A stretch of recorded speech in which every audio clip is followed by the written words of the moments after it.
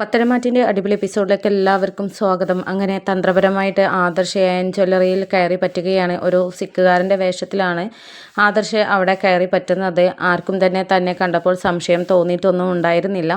കൂടെ നമ്മുടെ കിരണും അതുപോലെ തന്നെ കല്യാണിയും ഉണ്ടായിരുന്നു. അങ്ങനെ എല്ലാ തീരുമാനങ്ങളും എടുത്തുകൊണ്ട് അവർ അന്വേഷണത്തിന് ഇറങ്ങുകയാണ്. ജ്വല്ലറിയിലുള്ള എല്ലാവരെ പറ്റിയും ആദർശ് അന്വേഷിക്കുന്നുണ്ട്. അങ്ങനെ മറഞ്ഞു നിൽക്കുന്ന ഒരാൾ കൂടി ഉണ്ട് എന്നുള്ള വിവരം ആദർശ് മനസ്സിലാക്കുകയും അയാളെക്കുറിച്ച് കൂടുതൽ അറിയാനും അയാൾ നേരിൽ കാണാനുമുള്ള ഒരു തീരുമാനത്തിലാണ് ആദർശ് നിൽക്കുന്നത്. നന്ദുവിനാണെങ്കിൽ ഇവിടെ നിന്ന് ജ്വല്ലറിയിൽ നിന്ന് പോകുന്ന കോളുകൾ എന്തൊക്കെയാണ് എവിടേക്കാണ് എന്നുള്ളത് അന്വേഷിക്കാനുള്ള എല്ലാ ചുമതലയും കൊടുത്തിട്ടുണ്ടായിരുന്നു.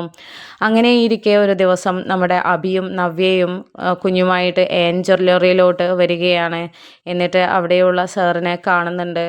അപ്പോൾ ആ സമയത്ത് അയാൾ ചോദിക്കുന്നുണ്ട്, ഫാമിലി ആയിട്ടൊക്കെ ആണല്ലോ വരുന്നത്, എന്ത് പറ്റിയെന്നൊക്കെ ചോദിക്കുമ്പോൾ, അല്ല അബിക്ക് ജ്വല്ലറി കാണണം എന്നുള്ളൊരു ആഗ്രഹം ഉണ്ടായിരുന്നു.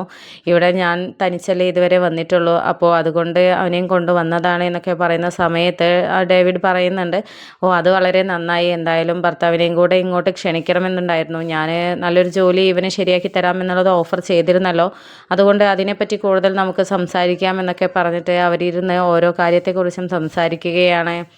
എന്നിട്ട് നവ്യയോട് പറയുന്നുണ്ട്, നീ ഏതായാലും നല്ല രീതിയിലാണ് ഇവിടെ പെർഫോം ചെയ്തതും, അതുകൊണ്ടാണ് നമുക്ക് അനന്തപുരിക്കാരെ തകർത്തെറിയാൻ കഴിഞ്ഞത്. അതും അനന്തപുരി തറവാട്ടിൽ ഉള്ള ആൾ തന്നെ അവർക്ക് ശത്രുവായി വരുമ്പോൾ തകർച്ചയുടെ അങ്ങേയറ്റമായിരിക്കുമല്ലോ. നമുക്ക് ചിന്തിക്കാവുന്നതിലും അപ്പുറമാണ് അത്. ഏതായാലും എല്ലാത്തിനും വളരെ നന്ദിയുണ്ട്.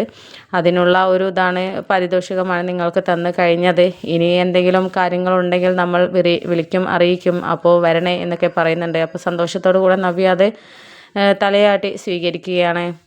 അങ്ങനെ സംസാരമൊക്കെ കഴിഞ്ഞിട്ട് നവ്യയും അഭിയും പുറത്തോട്ട് പോവുകയാണ്. പോകുന്ന വഴിക്ക് ഒരു റെസ്റ്റോറൻറ്റിൽ അവർ ചായ കുടിക്കാനായിട്ട് കയറുന്നുണ്ട്. ആ സമയത്താണ് നമ്മുടെ നവ്യയും നയനയും ആദർശിനെയും അവിടെ കാണാനിടയാകുന്നത്. അങ്ങനെ നമ്മുടെ നയനയുടെ കൂടെ ആരാണ് എന്നുള്ളത് അവർക്ക് മനസ്സിലായില്ല. ഏതോ ഒരു പഞ്ചാബിക്കാരൻ്റെ കൂടെ ഇവൾ അഴിഞ്ഞാടി നടക്കുന്നു എന്നുള്ള രീതിയിലാണ് അഭി നവ്യയോട് സംസാരിച്ചത്. അപ്പോൾ ആ സമയത്ത് നവ്യ പറയുന്നുണ്ട്, എൻ്റെ അനിയത്തി അങ്ങനെ ഒരിക്കലും നടക്കില്ല, കാരണം നന്ദവും അവളൊക്കെ ഒരേ പാതയിലൂടെ സഞ്ചരിക്കുന്ന വ്യക്തികളായതുകൊണ്ട് തന്നെ ഇത് അതൊന്നല്ല, വേറെന്തോ ഗൂഢാലോചനയുണ്ട്. എന്തായാലും നയനയുടെ പോക്ക് എങ്ങോട്ടാണെന്നും അവരുടെ ഗൂഢാലോചന എന്താണെന്നുള്ളത് നമുക്ക് കണ്ടെത്തിയിട്ട് തകർത്തെറിയണം. ഇനി അവരെ മുന്നോട്ട് എത്താൻ വേണ്ടി സമ്മതിക്കാൻ പാടില്ല, ആദർശ് വിജയിക്കാൻ പാടില്ല എന്നൊക്കെ അവർ തീരുമാനിക്കുകയാണ്. അങ്ങനെ അത് ആദർശാണ് എന്നുള്ളത് നവ്യക്കൊന്നും തിരിച്ചറിഞ്ഞില്ല. പക്ഷേ നമ്മുടെ ആദർശാണോ അല്ലെങ്കിൽ ഇനി ആരുമായിട്ടാണ് ബന്ധം എന്നുള്ളത്, ആദർശ് എവിടെയാണ്, എന്താണ് ചെയ്യുന്നത് എന്നൊക്കെ ഉള്ളത് അന്വേഷിക്കാനായിട്ടുള്ളൊരു തീരുമാനത്തിലാണ് അവർ നിൽക്കുന്നത്.